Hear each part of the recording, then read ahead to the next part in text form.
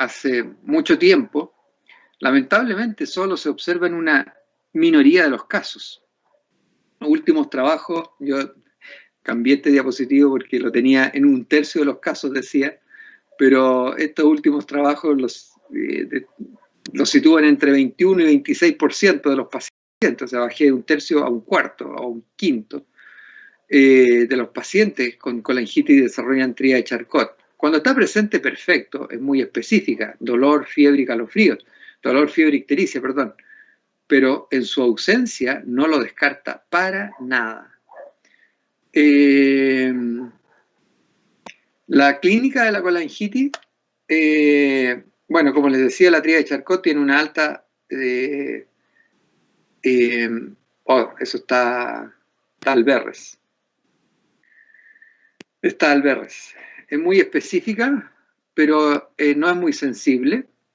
Solo se observa en 21-26% de los casos.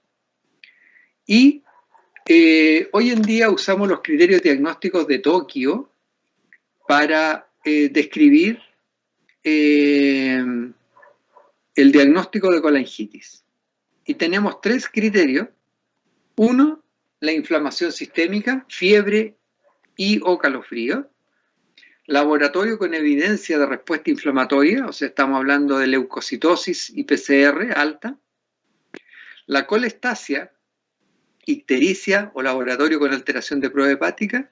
Y las imágenes, dilatación de vía biliar y evidencia de la etiología. ¿Cómo hacemos el diagnóstico?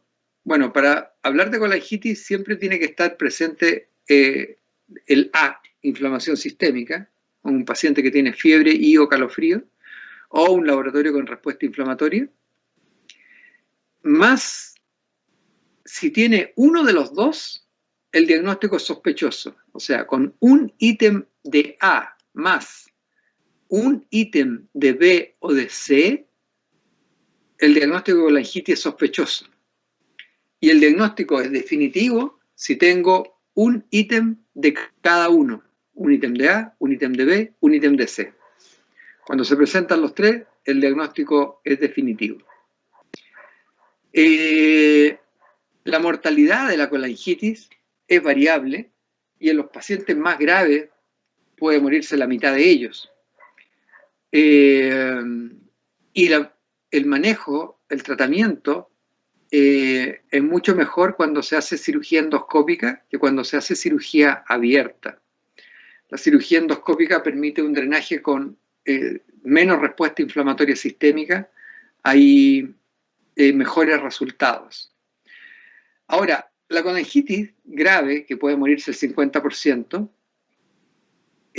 la verdad es que también en las guías de Tokio tenemos una clasificación de la gravedad que los clasifica en 3. La colangitis aguda grado 3, que es la grave, está definida por la presencia de disfunción de algún órgano. Entonces, si hay falla cardíaca, si hay falla respiratoria, si hay falla renal, hepática, hematológica o neurológica, eso es una colangitis grave. Lo que define a la colangitis tipo 3 es la presencia de disfunción de órganos. En la colangitis aguda grado 2, que es la moderada, lo que estamos viendo en el fondo, con la leucocitosis mayor de 18.000, con la fiebre muy alta sobre 39, con la edad sobre 75 años, con la hiperbilirrubinemia sobre 5, es un paciente que tiene riesgo de caer a grave. La colangitis moderada es aquella en que una condición de riesgo, como la edad avanzada o la desnutrición, o la evidencia de inflamación sistémica,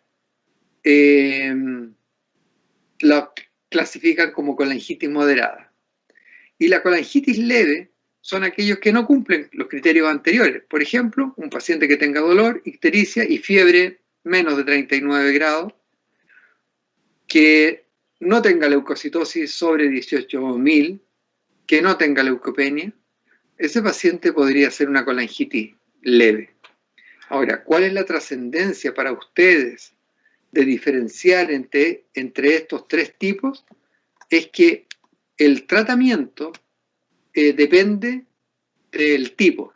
Y si vienen todas, vamos a dejar en ayuno, con hidratación, con analgesia si tienen dolor, y en todos vamos a usar antibióticos, la descompresión de la vía biliar, que es el tratamiento específico de la colangitis, en las colangitis graves debe ser hecho tan pronto como la estabilización del paciente lo permita. O sea, estamos hablando de un paciente con insuficiencia renal, respiratoria, cardíaca, tan pronto como la estabilización del paciente lo permita, ese enfermo debería ser llevado a pabellón para descompresión de la vía biliar.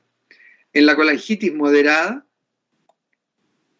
el drenaje debe ser precoz, dentro de 24 horas. Y en las colangitis leves podrían responder exclusivamente al tratamiento médico. Porque cuando hacemos el diagnóstico de colangitis, la verdad es que algunos pacientes el cálculo pasa y se mejoran solos. En cambio, si el cálculo no pasa, la bilirrubina va a aumentar, va a ser sobre 5 y va a tener indicación de drenaje por ser colangitis moderada. O si el cálculo no pasa, la contaminación de la bilis va a producir una infección mayor que probablemente repercuta en una leucopenia, leucocitosis, y el paciente va a pasar a ser una colangitis moderada. ¿Para qué decir si tiene falla de algún órgano, en cuyo caso es grave y obviamente tiene indicación de descompresión de la vía biliar?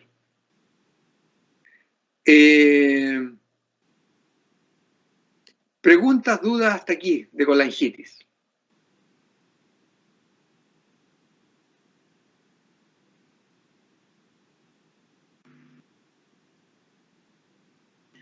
Doctor, Sí. ¿es posible que el barro biliar que exista en la vesícula salga de ella, si es que pudiese salir, y produzca un fenómeno obstructivo?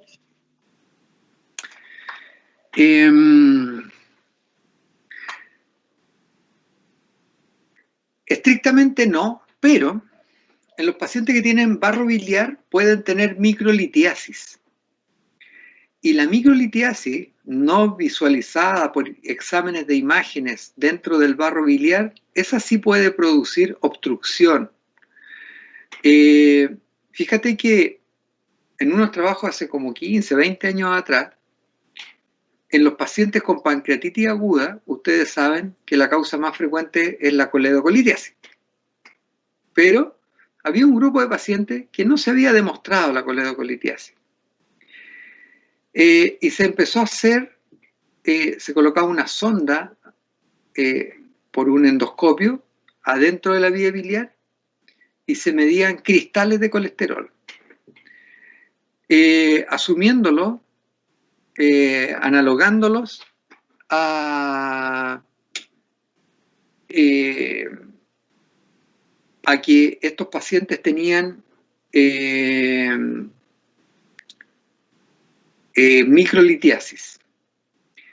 Y se vio que muchos de estos pacientes con pancreatitis tenían estos cristales de colesterol, o sea, tenían microlitiasis.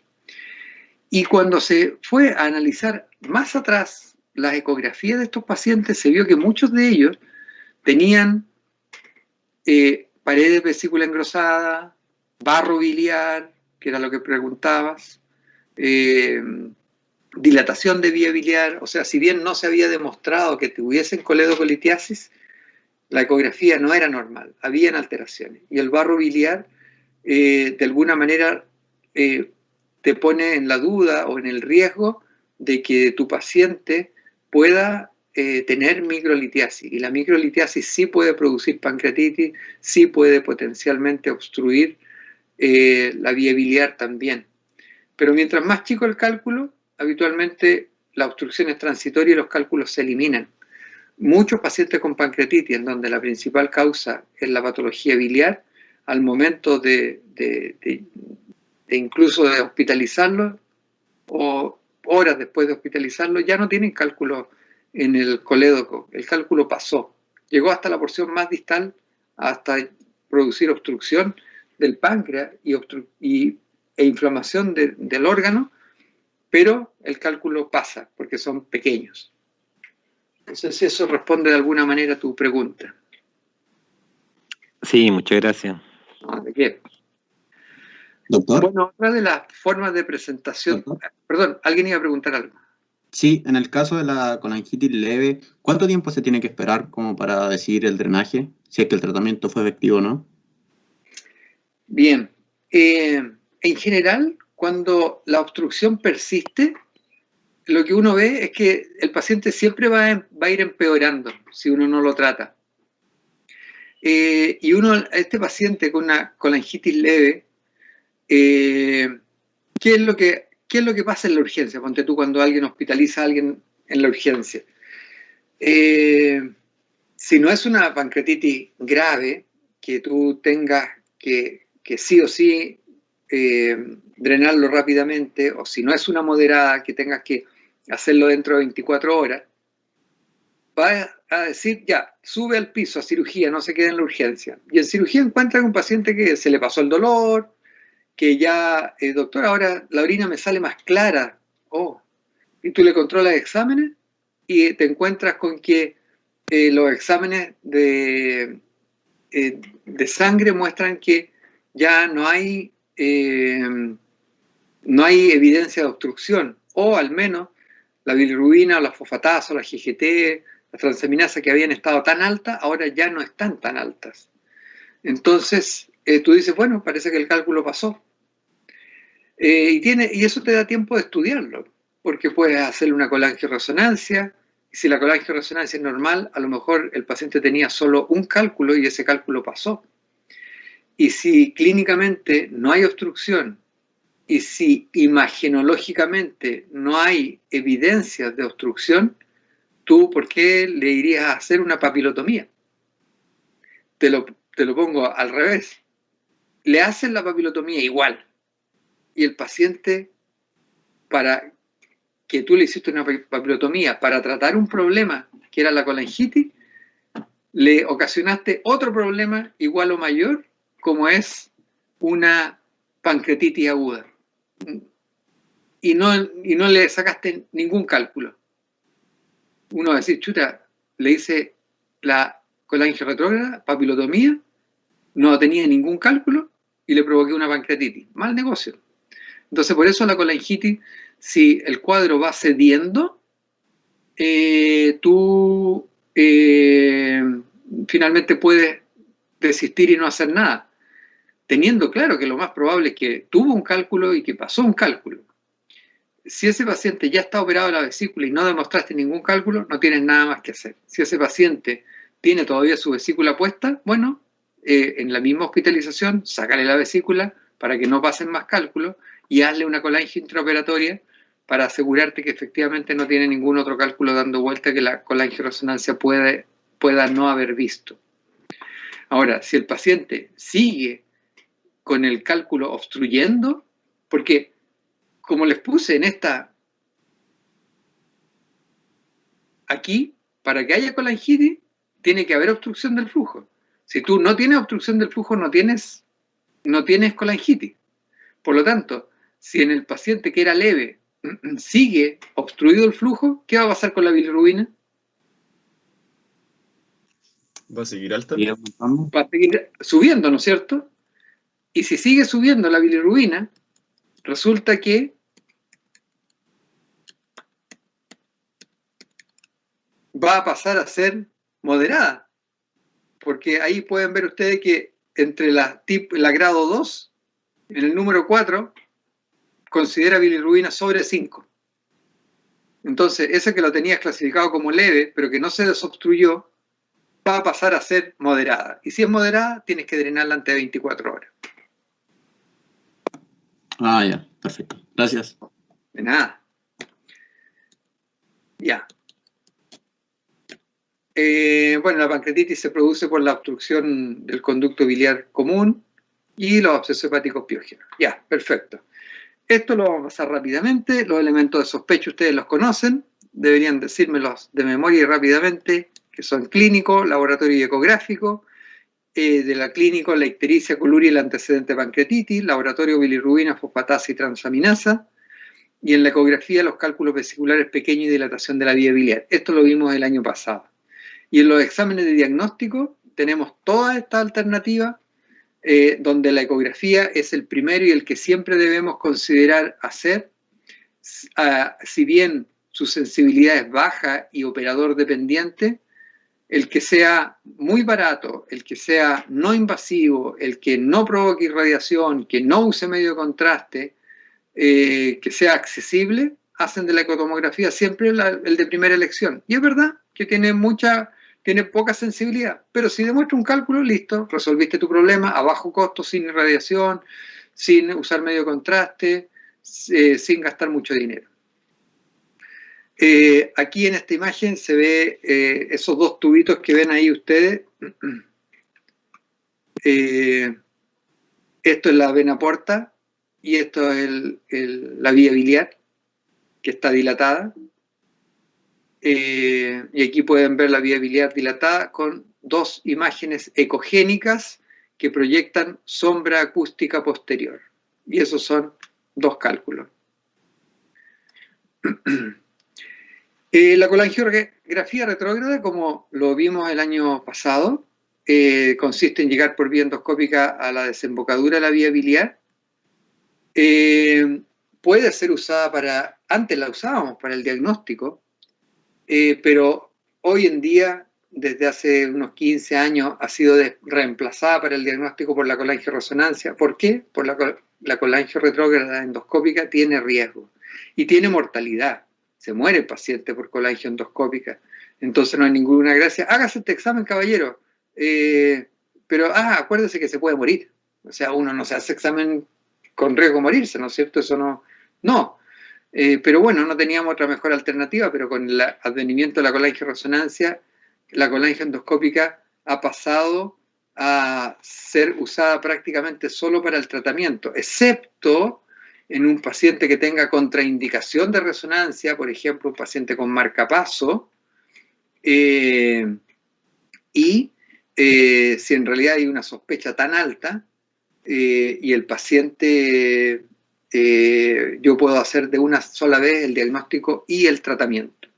Si no, vamos a optar por la colangioresonancia, que da imágenes muy buenas, sin usar contraste, sin irradiar, funciona por imanes, como lo vieron ustedes en su clase, y algo que pudiéramos usar, pero que es mucho más caro, es carísimo, la ultrasonografía endoscópica. Aquellos pacientes que no llegamos a tener diagnóstico, pero tenemos una alta sospecha, es una buena alternativa, al menos teórica. Y en aquellos casos que la sospecha clínica es baja, podemos ir a una colangio intraoperatoria. Aquí en este dibujo ustedes ven el catéter que entra al conducto cístico. Aquí se ve dilatada la vía biliar, pero no se ve en cálculo.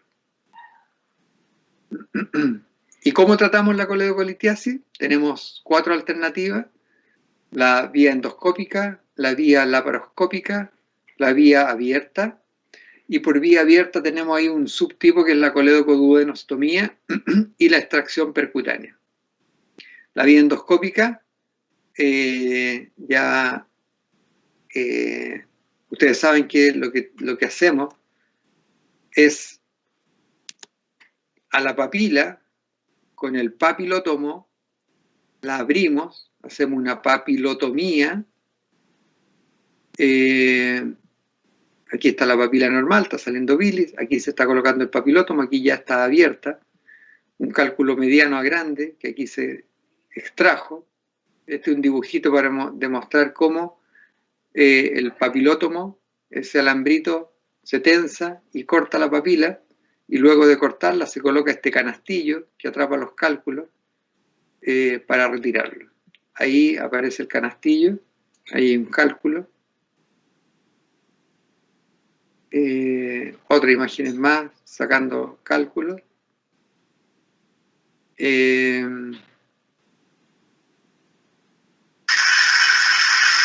aquí, esto se los mostré el año pasado, ahí ya está hecha la papilotomía, se está retirando la dórmia, y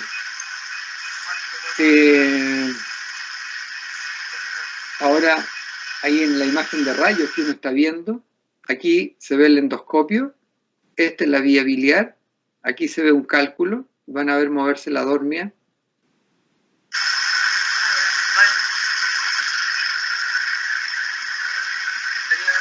Ahí está el cálculo, ahí se movió hacia arriba y ahora lo estamos extrayendo el cálculo.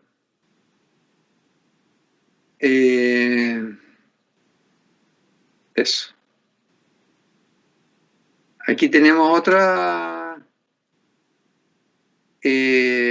colangiografía, ahí se canuló. Y vamos a ver cómo se hace. Ahí está fluyendo bilis turbia. Y vamos a hacer una papilotomía. Ahí ustedes ven, el papilotomo está empezando a cortar la papila. Hay bilis, atención, porque mientras se abre la papila un poco, ¡oh, qué bueno! Se fluye bilis que está, atención, puesta dentro de la vía biliar. Está media lenta la papilotomía. Ahí sí, está el endoscopista procediendo a cortar. Muchas gracias. A cortar la papila. Doctor. Sí. ¿Y ahí la vía biliar, cómo se recupera el trauma que está haciendo el instrumento? Bueno, buena pregunta. Este trauma que realiza el instrumento que con coagulación produce inflamación y con la inflamación se produce edema. Y por eso, una de las razones por las que los pacientes con colangioendoscópica hacen pancreatitis, la papilotomía aumenta el riesgo de tener pancreatitis. Vean cómo se está abriendo ampliamente la papila ahí. Queda abierta, sí, pero a pesar de que queda abierta, la inflamación que se produce en torno a la desembocadura del virsum, porque aquí dejamos abierta ampliamente la vía biliar, pero el virsum que está en algún punto, si esto fuera un reloj, la vía biliar está hacia las 11, más o menos, y el virsum está hacia la 1. Entonces, claro, yo dejé ampliamente la vía biliar, pero el virsum que debería estar por aquí se puede inflamar.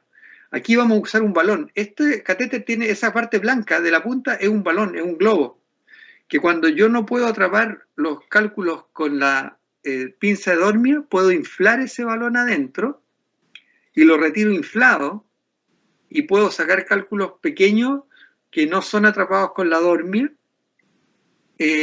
los puedo sacar. Y miren aquí, ahí viene un cálculo. Eso de ahí es un cálculo que está saliendo. Y ahí salió. Oh, todavía no sale. Bueno, estaba a punto de salir. Ahí salió. Y fíjese, ahí está inflado el balón. Ahí está inflado el balón. ¿Ya? Esto se los mostré el año pasado. Los cálculos en la papila, el cirujano tratando de sacarlo a través del colédoco, imposible hacerlo. En cambio, para el endoscopista es súper fácil. Súper fácil. Simplemente corta por arriba del cálculo sin temor a perforar el duodeno y basta con eso para solucionar el problema que produce mucho dolor, pancreatitis, por este cálculo que no ha podido ser eliminado, y este video sin editar en pocos segundos resuelve el problema. Listo, solucionado.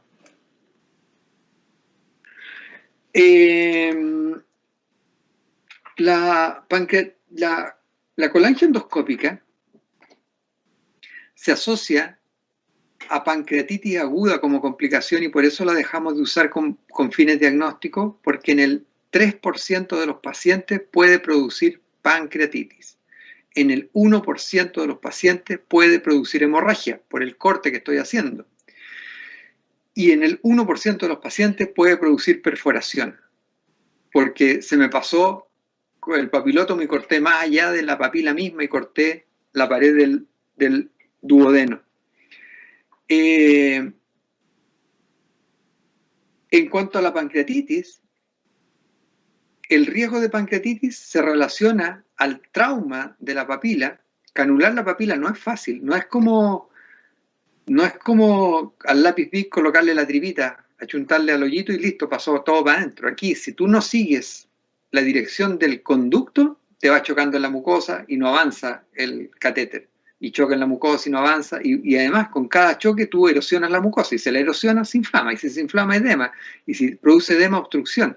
Entonces, la pancreatitis se produce por trauma repetido, por no canular fácil el colédoco. 2, porque en vez de meterte a la vía biliar, te metiste al virsum y lo erosionaste. Y 3, por la papilotomía. Esas son las 3 condiciones que generan riesgo de producir pancreatitis en una colangioendoscópica. Y en el rendezvous, que ya vamos a ver, tú evitas 2 de esas 3 factores de riesgo. Exploración laparoscópica, tú si el cálculo es chico, a través del conducto cístico puedes meter una de estas mismas dormias y sacar el cálculo, pero si los cálculos son más anchos que el cístico, vas a tener que abrir el colédoco. Ahí es una imagen de un coledocoscopio viendo un cálculo dentro del colédoco. Por vía abierta, para sacar los cálculos tienes que hacer primero una coledocotomía, abrir el colédoco, luego extraer los cálculos, luego haces aseo con suero para limpiar pequeños restos de cálculo y luego dejas puesto una coledocostomía. Aquí está el procedimiento, se abre el colédoco, coledocotomía en sentido longitudinal, se colocan estas pinzas con las cuales se saca el cálculo, luego se lava y luego se deja puesta una sonda en el interior. Esto es una fotografía en donde entre esas 2 pinzas hay un cálculo de color amarillo extrayéndose por la coledocotomía. Esto es una coledocotomía, está abierto el colédoco, esto es un cálculo y con estas pinzas se está extrayendo a través del colédoco. Esta es la sonda T. Aquí está colocada dentro de la vía biliar. Uno habitualmente corta estas ramas, las deja más cortitas. Y esto es la coledocoduodenostomía que uno elige hacer en aquellos pacientes que tienen vías biliares anchas y pancoledocolitiasis. Esto, pues, creo que el año pasado lo preguntaban en una prueba. Indicación de coledocoduodenostomía, vía biliar dilatada con pancoledocolitiasis. ¿Por qué? Porque la vía biliar dilatada va a seguir produciendo estasia de la bilis y la estasia de la bilis va a permitir que haya el depósito de colesterol, que se provoque nucleación y se formen cálculos. Y si tengo pancoledocolitiasis, o sea, múltiples cálculos en el colédoco, lo más probable es que ese paciente los vuelva a formar.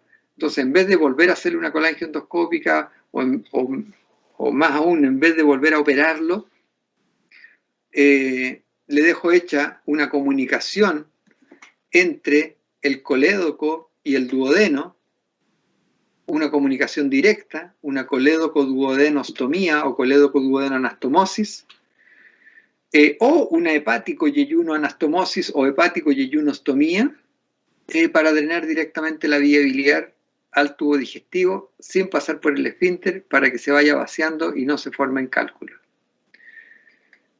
Por último, no, casi todavía no, ante el hallazgo intraoperatorio, supongamos que intraoperatorio encontramos coledocolitiasis en un paciente, porque acuérdense que cuando tenemos factores de riesgo de coledocolitiasis, mientras más factores de riesgo se van sumando, más probable es tener coledocolitiasis. Pero recuerden que incluso sin tener factores de riesgo, podríamos tener coledocolitiasis. Por lo tanto, de repente puedo encontrarme con la sorpresa intraoperatoria de que tengo un cálculo. ¿Y qué puedo hacer ahí? 1, sacarlo por vía laparoscópica. 2, convertir a cirugía abierta. 3, hacerle una colangio postoperatoria. Pero la que hoy se prefiere, lo mejor, es un rendezvous, que es una palabra francesa que significa encontrarse, y que se refiere a que una vez que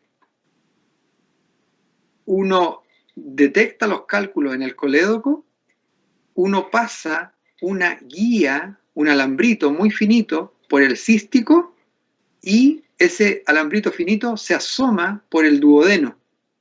¿Me van siguiendo? Más o menos. Más o menos. Más o menos. Sí. Ya, imagínense que estoy operando yo vía laparoscópica la vesícula.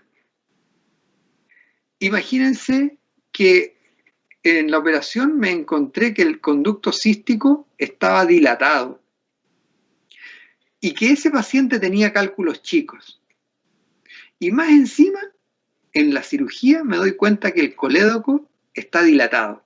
O sea, cálculos chicos, conducto cístico ancho, colédoco dilatado. Yo digo, este paciente podría tener una coledocolitiasis y yo no me percaté previamente.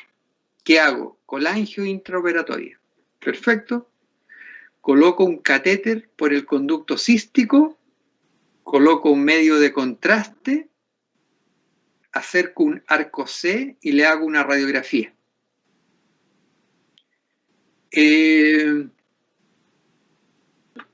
Y detecto que tengo cálculos efectivamente en el colédoco. En ese paciente, mira, voy a mostrarles algo.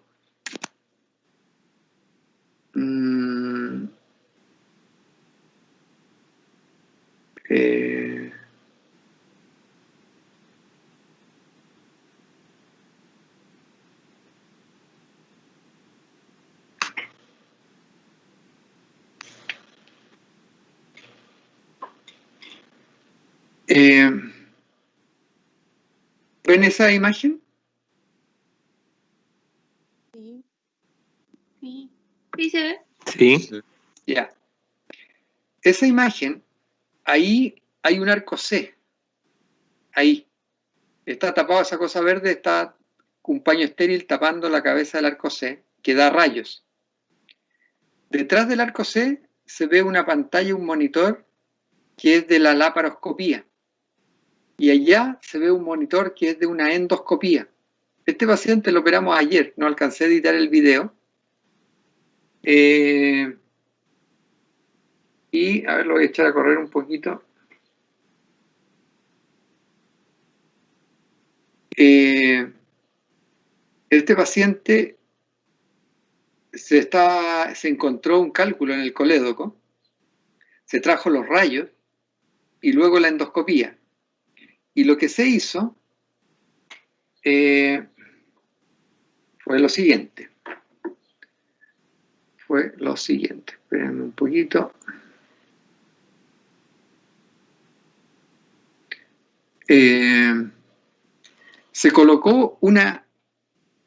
Se le diagnosticó por una colangio intraoperatoria coledocolitis. Hasta ahí estamos claros, ¿sí? Sí. Sí. ¿Sí? Ya, perfecto. Entonces ahora se sacó el catéter por el que le colocamos medio contraste y se pasó una guía, que es un alambrito muy delgadito, pero muy flexible en la punta. No es un alambre ni grueso ni duro, es muy flexible en la punta. Y se pasó a través del conducto cístico y se hizo avanzar hasta que llegara, pasando por dentro del colédoco, hasta que asomara en el duodeno, pasar a través de la papila al duodeno. ¿Entienden eso? Sí. Ya, imagínenselo. Ahí está la guía, asomándose por la papila. Y con eso es... Espera. Ahí está la guía. Eso es la papila. Esta guía se introdujo en el paciente por el conducto cístico. Y ahora está asomada por la papila. Llegó al duodeno. Estoy en el duodeno viendo la imagen de la endoscopía, de la duodenoscopía. ¿Sí? Y enseguida, yo con la dormia, con el canastillo de dormia, voy a tomar la guía, tomo la guía y la voy a retirar a través del canal de trabajo. Ahí estoy retirando la guía. Aquí está el endoscopista. Ahí está el arco C. Ahí, y mira, el cirujano está empujando la guía. La guía fue colocada por vía laparoscópica por dentro de esta pinza. Esta pinza es hueca por dentro y por ahí está pasando la guía. Este doctor está empujando la guía, el doctor Mejías. Está empujando la guía. Esto es el arco C, que está dando rayos. Aquí atrás está la pantalla del laparoscopio. El doctor Anacona está haciendo la endoscopía. Y él está retirando ahora la guía. Y ahora la guía ya la retiramos por completo. Y lo que vamos a hacer es que vamos a colocar a través de la guía el papilótomo. Mira ahí, la asistente tiene aquí entre sus dedos la guía. ¿La ven? Sí.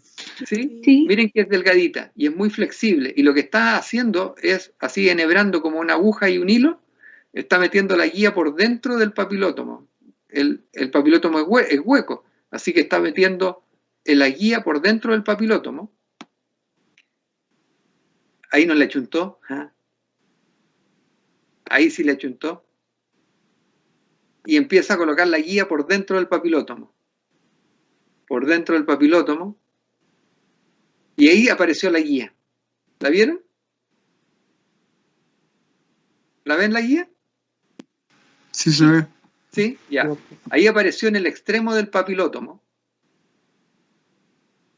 Y ahora el endoscopista, aquí está la guía, ahí está la guía, y el papilótomo va ahí va avanzando por la guía. La guía es muy larga, imagínense que el otro extremo está en el campo operatorio. La guía, un extremo está en el campo operatorio por dentro de la pinza, pasó por dentro del cístico, por dentro del colédoco, por dentro del duodeno, por dentro de todo el endoscopio, y la tenemos afuera para pasar el papilótomo. Y ahora vamos a avanzar, ahí va el papilótomo, ahí va, y ahí se mete adentro del canal de trabajo, ahí se está metiendo el papilótomo dentro del canal de trabajo, y ahora va a aparecer ahí, mira, ahí tenemos guía. Y aquí llegó el papilótomo, ahí llegó el papilótomo. Entonces, ¿qué consigo con eso? La canulación es sin ningún traumatismo. No tengo que estar canulando, tratando de achuntarle al conducto biliar provocando traumatismo. Segundo, nunca me voy a ir hacia el virsum, porque la guía está pasada a través de la vía biliar. Entonces, esos dos factores de riesgo de tener pancreatitis por la colangio los elimino automáticamente con esta técnica que se llama rendezvous. Igual voy a tener el riesgo derivado de la papilotomía, pero ya tengo menos riesgo de desarrollar pancreatitis con esta técnica. Bueno, ahí está el papilótomo. Ahí está conectando la electricidad al papilótomo para que funcione. Aquí está la imagen de rayos. Aquí está el endoscopio. Aquí está la pinza por donde está pasando la guía por dentro de la pinza. Se llama pinza de Olsen, pinza de laparoscopía. Ahí está puesta la guía. Miren, la guía. Y aquí estoy metiendo el... ¡Uy! Maldición. Maldición. Perdón.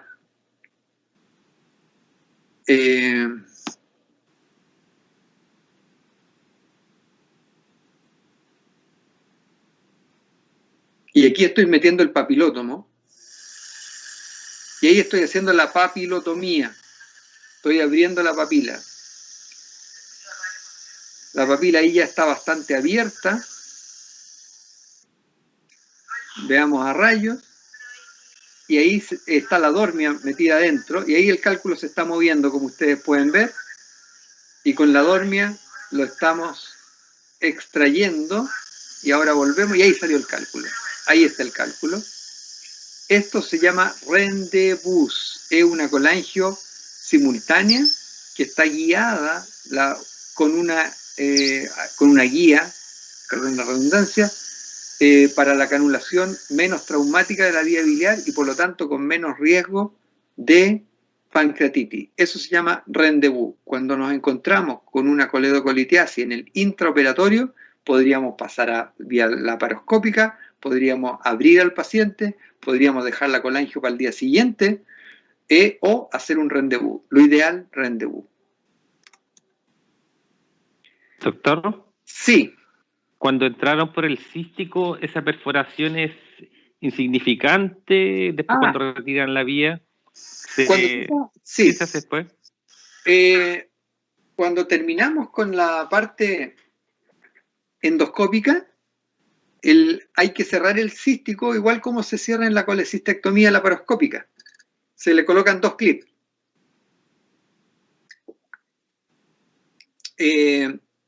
Y ahí se termina la cirugía. Ustedes vieron que mientras el endoscopista estaba realizando esto, el cirujano seguía lavado y seguía metiendo la guía. O sea, las 2 cirugías son simultáneas. Entonces, cuando el endoscopista termina, uno se va a cerrar, a colocarle clip al cístico y se retira toda la guía, por supuesto. Se saca entera la guía. No se devuelve a través del abdomen, se saca por vía endoscópica. Se termina de sacar por vía endoscópica. Se retira entera. Y después que está entera retirada, se le colocan 2 clips al cístico. Bien, buena pregunta porque eso no lo había yo aclarado. Y esto es lo último en pacientes que tienen puesto una sonda T, que se la pusimos porque abrimos el colédoco.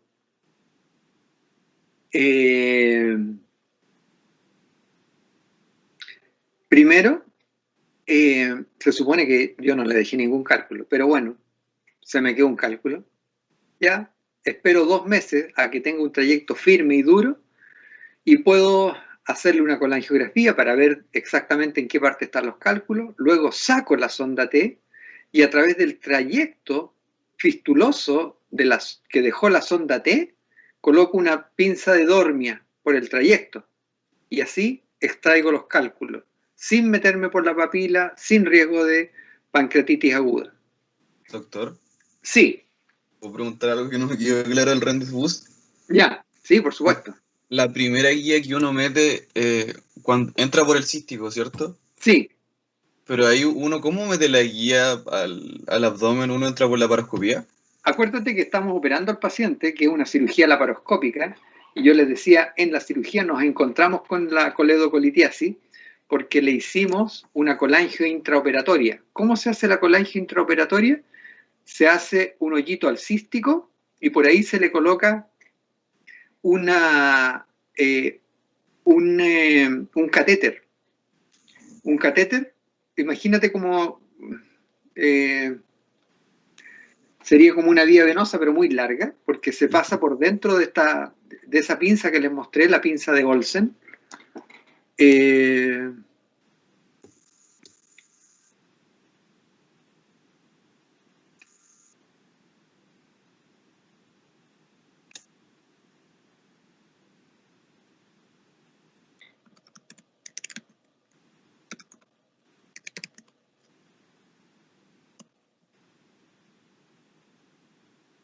Esta es la pinza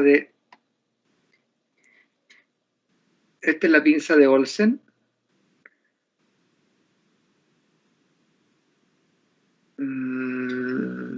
Guácara, igual se ve chiquitita.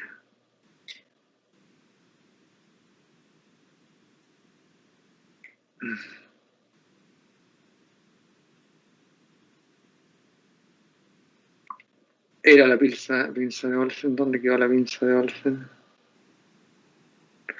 Bueno, la pinza de Olsen es hueca y permite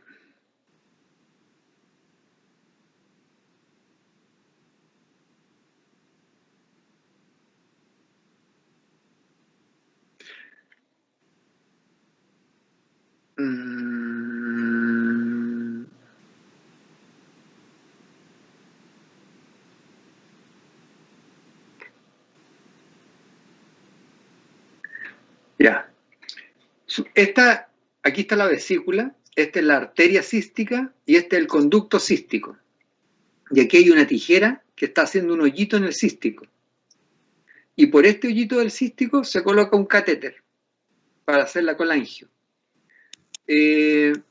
Bueno, esta es la pinza de Olsen, que está por dentro va el catéter, y la pinza cierra un poquito el cístico para que no se devuelva, no se te salga el medio de contraste, sino que quede dentro del coledo con el medio de contraste. ¿Ya? No sé si ese dibujo aclaró un poquito más, pero en ese mismo hoyito, después, con la misma pinza, con esta misma pinza, pucha que quiero, a ver si... Pero o sea, uno aprovecha el mismo acceso que hizo como para entrar y ahí tira la guía. Es como algo así. Exactamente, por ahí colocamos la guía. Mira, aquí está la pinza de Olsen y ahí está saliendo un catéter por dentro de la pinza de Olsen. Ah, ya. Es una pinza que tú, esta parte la tienes afuera del paciente y por aquí, por dentro, va el catéter, primero, con el que le metes medio contraste al cístico, después sacas el catéter y por aquí, por dentro, metes la guía. Y ese catéter primero y la guía después se colocan por dentro del cístico. El catéter lo colocas un poquito dentro del cístico y le metes el medio contraste. La guía lo avanza hasta que salga por el duodeno. No sé si alcanzó eso a aclararte la duda. Sí, doctor, gracias. Ya, qué bueno. Bueno, y les decía que esta es lo otro, que es la extracción percutánea, que para esto hay que tener puesto una sonda T. Ninguno de nosotros anda con una sonda T puesta por si alguna vez en la vida tiene coledocolitiasis. Para aquellos pacientes que se fueron operados, se les colocó una sonda T y antes de sacarla se hizo una radiografía y, oh sorpresa, todavía le quedaban cálculos. Podemos sacárselo a través del mismo trayecto, sin pabellón, sin anestesia, sin hospitalización, sin riesgo de pancreatitis. Es mucho más fácil, mucho menos riesgo, pero uno, como les digo, no anda con una sonda T puesta, ¿no es cierto? Entonces, forma de presentación de la coledocolitiasis, dijimos que podía presentarse solo por dolor e ictericia, por dolor, ictericia y fiebre, por pancreatitis, por absceso hepático piógeno. Los elementos de sospecha ya los conocemos del año pasado. Las alternativas de diagnóstico, la eco siempre primera, y si la eco no es suficiente, la colangioresonancia magnética. La colangioendoscópica solo en casos que el diagnóstico es súper claro y que lo voy a usar para tratamiento, o si la colangioresonancia magnética está contraindicada. ¿Y en qué paciente está contraindicada la colangioresonancia magnética? Embarazadas y personas que tienen tatuajes. ¿Ya? ¿Y qué más? Pacientes con cuando usan marcapasos, o sea, con marcapasos, perdón. Prótesis de fierro, grande, metálica, también por los imanes.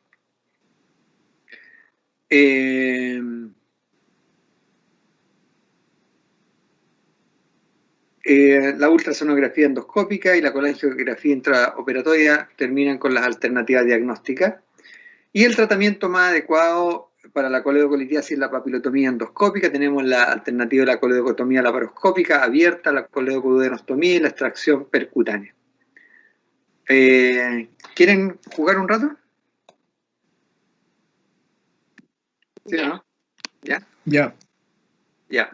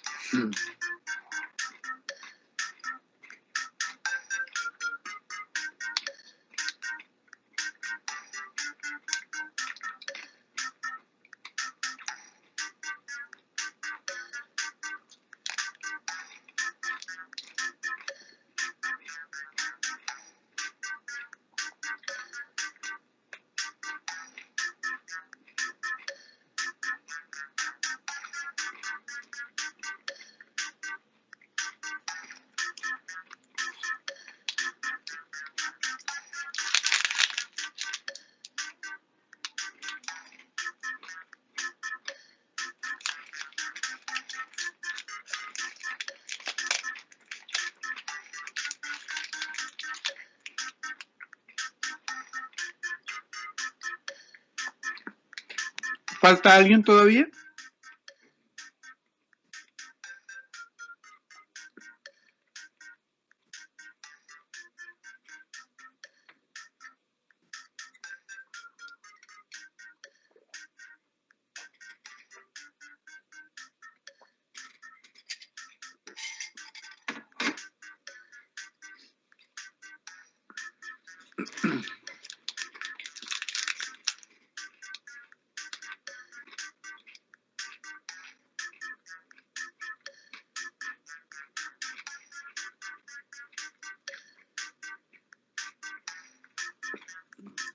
¿Hay alguien que falte?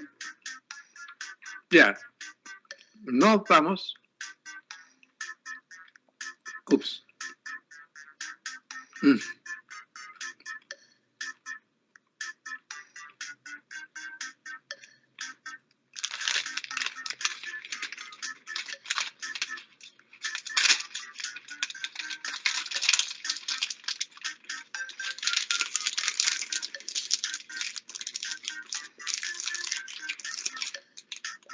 ¿Ahora sí?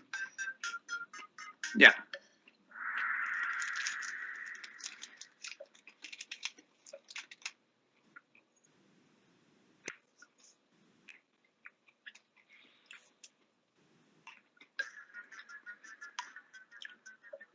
A ver si se acuerdan.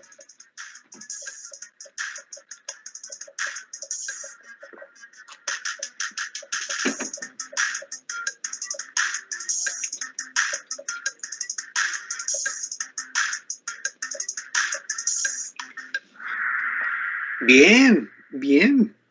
Excelente.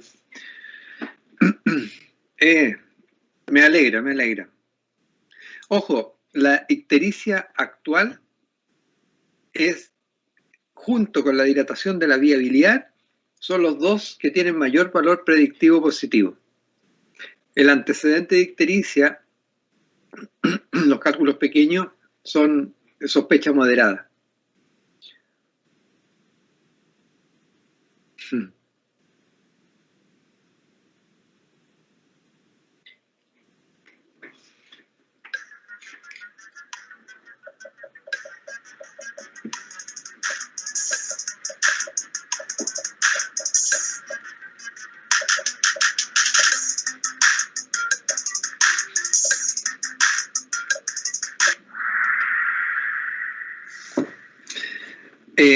Ojo, yo suponía que podían poner la colangioresonancia. Eficaz significa llegar al resultado. Eficiente es llegar al resultado con el menor costo. La eco no es ni eficaz ni eficiente. La usamos, es nuestra primera elección, a pesar de que no es ni eficaz ni eficiente, pero la usamos porque es más barata, no irradia, no usa medio contraste, fácil acceso, por eso lo usamos como primera, pero no es muy eficaz, al contrario, solo en un pequeño porcentaje de pacientes logra el diagnóstico de coledocolitiasis. Es mucho mejor la colangioresonancia, pero la colangioresonancia tampoco ve cálculos pequeños menores de 5 milímetros. La que es más eficaz es la colangiotransística, pero es menos eficiente porque tenemos, para hacer una colangiotransística tendríamos que operar a los pacientes y no la vamos a hacer, pero la que da más positividad en el fondo, eso es lo que mide la eficacia. ¿Cuál es el examen que da más positividad? es la colangiotransística. Es mucho mejor que cualquier otro examen. Obviamente no la usamos como screening, la usamos cuando nos encontramos con la sorpresa intraoperatoria nomás. ¿Cuál es el más eficiente? La colangioresonancia magnética. Pero la ecografía no es ni eficaz ni eficiente. La usamos porque es nuestro método más fácil, pero solo por eso.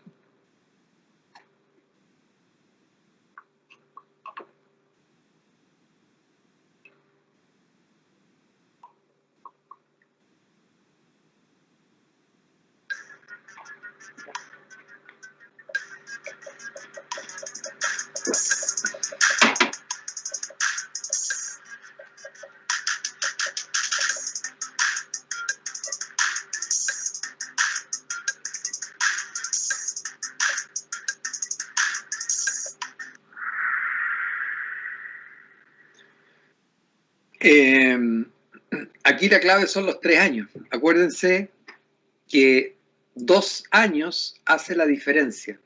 Menos de 2 años, coledocolitiasis residual.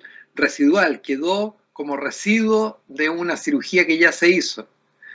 De neoformación, se hizo de nuevo. Después de 2 años, se estima que son cálculos nuevos.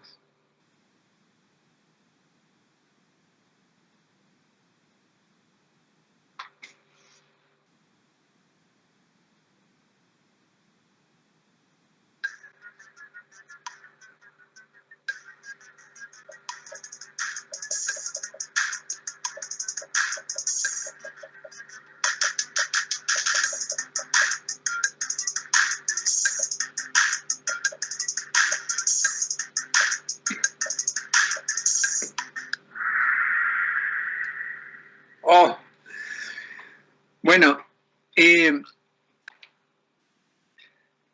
uno en general quiere llegar a la cirugía con el diagnóstico para saber qué es lo que uno va a hacer.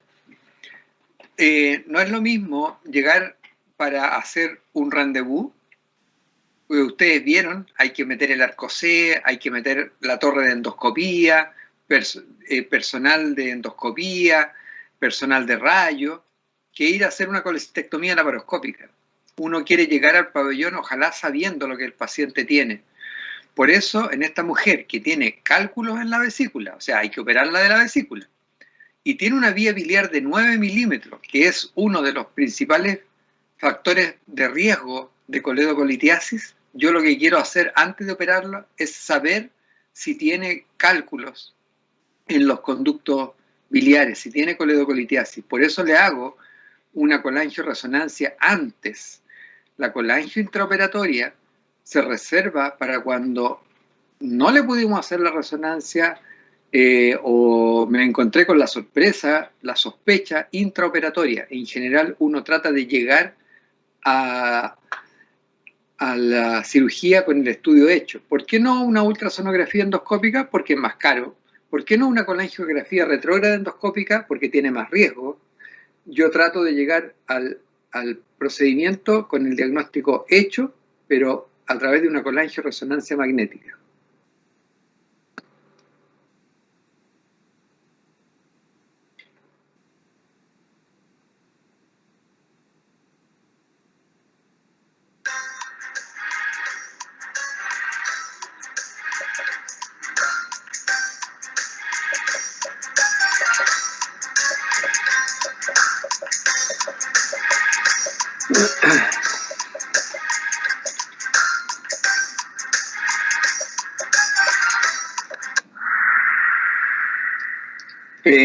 Ya, qué bueno que esos 11 no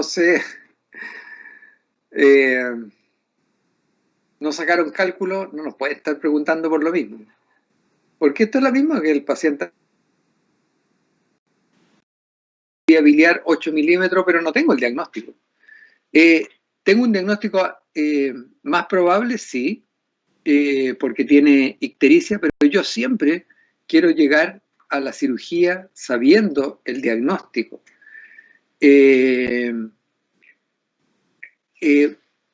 siempre es preferible hacer entre el rendezvous y la colangio retrógrada y colecistectomía diferida. Siempre uno va a preferir el rendezvous. Pero ¿por qué voy a hacer un rendezvous si no tengo coledocolitiasis? Antes de hacer un rendezvous tengo que demostrar la coledocolitiasis y aquí no está demostrada. Y yo, si es posible, quiero saber antes de operar al paciente, quiero saber y confirmar si es que tiene o no una coledocolitiasis. Y para eso vamos a usar la colangio-resonancia magnética. No deberíamos operarlo en forma abierta. Y para hacer un rendezvous necesitamos el diagnóstico. Y aquí no tenemos el diagnóstico, tenemos una alta sospecha. A lo más, lo que hubiese sido un distractor es decir colecistectomía laparoscópica más colangio intraoperatoria. Eso, pucha, uno podría decir que ya tiene ictericia, la sospecha es alta, pero si hay cálculo en la vesícula hay que pensar que hay que sacarle la vesícula. Entonces, ¿para qué le voy a hacer una colangio retrógrada endoscópica y colecistectomía laparoscópica diferida? Porque aquí no hay una urgencia. Si esto fuera una colangitis, ahí les creo, drenen la vía biliar, háganle una colangio endoscópica de urgencia y después nos preocupamos de la vesícula.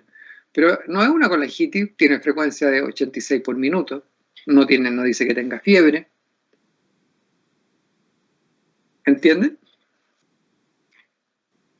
Entonces siempre tenemos que descartar la coledocolitiasis, doctor. Siempre, a menos que tenga un cuadro, un paciente que obviamente tiene una colangitis, está con dolor, con fiebre, con calofrío, que tiene una colangitis que no puede esperar por el tratamiento porque está grave y es como obvio que tiene, ahí puedes decir ya, ¿sabes qué? Drenemos la vía biliar, es obvio que tiene una colangitis.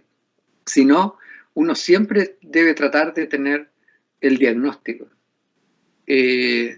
Porque en ese paciente anterior sabíamos que tiene cálculo en la vesícula.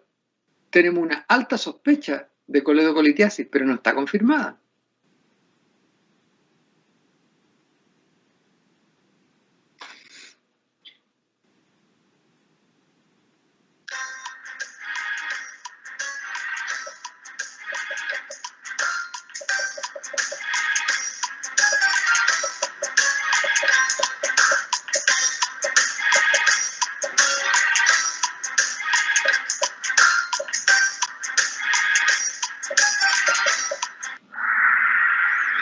Y esto es lo que les decía recién, excepto que un paciente tenga una colangitis grave, este paciente está hipotenso, está taquicárdico, está febril 39,5, o sea, tiene una colangitis grave, y eso es la única condición que nos permite ir directo a hacer el tratamiento porque es un paciente que necesita compensación y drenaje inmediato.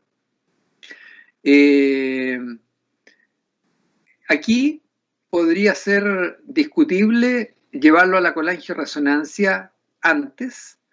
El tema es que si la colangio-resonancia sale normal, yo sé que los cálculos chicos de menos de 5 milímetros pueden no verse. Y si ya tengo vía biliar dilatada de 10 milímetros, si tengo un paciente con ictericia, si tengo un paciente con fiebre 39,5, si ya está medio choqueado y la colangio-resonancia me sale normal, ¿lo voy a dejar sin hacerle drenaje de la vía biliar? Siempre es verdad, tratamos de tener el diagnóstico, pero aquí la conducta de este paciente que tiene una colangitis grave por el compromiso cardiovascular, uno debería drenarlo. Yo acepto que podría ser discutible lo de la colangio-resonancia, pero rendezvous es mejor evitar, y la colecistectomía y coledocostomía es mejor evitar. Es verdad, tiene colelitiasis, pero ¿qué es lo importante? La colangitis. Lo importante es drenar la vía biliar. Es mejor hacer eso nomás. Es como si le dijera, y este paciente tiene también un quiste hidatídico y tiene también, no sé, un lunar en la espalda. El quiste hidatídico se lo vamos a dejar ahí, el lunar en la espalda lo vamos a dejar ahí. Vamos a ir solo sobre lo más urgente. Vamos a operar una peritonitis apendicular. Pero además tiene colelitiasis. ¿Aprovechemos el tiro? No, vamos a operarlo de lo urgente. Cuando hay urgencia, uno se debe concentrar en lo estrictamente urgente para no aumentar el tiempo quirúrgico, para no aumentar el trauma, la respuesta inflamatoria sistémica que se produce. Tan difíciles estas preguntas, no estaban fáciles.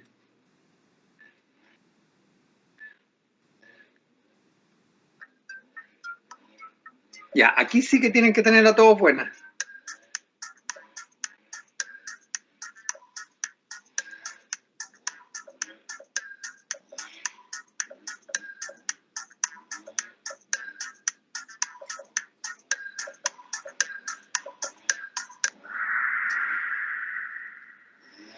Bueno, en este paciente ya teníamos el diagnóstico de colelitiasis y coledocolitiasis. Entonces, no necesitamos resonancia, ya tenemos el diagnóstico. Ahora, colangiografía endoscópica, pero es que si hubiese tenido una colangitis, ya estoy de acuerdo, vamos directo a la colangio endoscópica. Pero este es un paciente que tiene un cólico biliar, no una colangitis, tiene cálculo en la vesícula, tiene cálculo en el colédoco, y dijimos que lo mejor para eso es el rendezvous. Colangiografía transística, bueno, nadie votó por eso.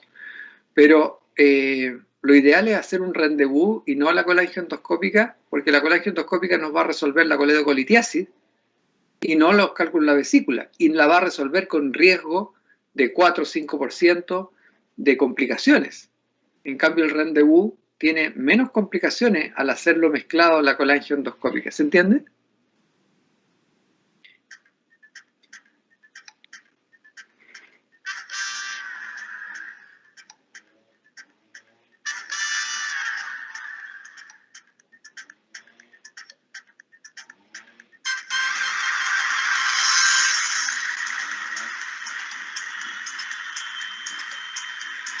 Ya, estaban difíciles igual varias de las preguntas, pero eso nos permite